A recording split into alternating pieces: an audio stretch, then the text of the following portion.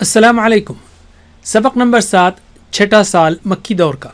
सूरत चांद। हबशा में नाकामी के बाद कुरैश ने अबू तालिब को धमकी दी और कहा कि अपने भतीजे को इस्लाम की तबलीग से रोकें वरना जंग होगी। अबू तालिब ने रसूल सल्लल्लाहु अलैहि वसल्लम को समझाया। आपके जवाब का खुलासा यह था कि सूरज चांद भी हाथ में रख दिए जाएं तो मैं इसे नहीं छोड़ सकता। तकलीफ़ें।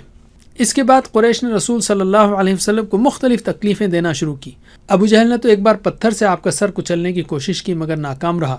हमज़ा व उमर रज़ियल्लाहु अन्हुमा। सन 6 नबवी में हज़रत हमज़ा और फिर हज़रत उमर ने ईमान कबूल किया। उमर रज़ियल्लाहु अन्हु के ईमान लाने से मुसलमानों को ताकत मिली। असबाब। इल्म हासिल करें हिकमत के साथ दावत देने के लिए। हर एक के लिए हिदायत की दुआ करें चाहे वो दुश्मन क्यों न हो।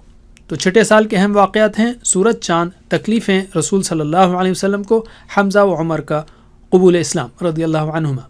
तफसील के लिए देखिए हमारी 5 मिनट सीरीज़ यूट्यूब पर।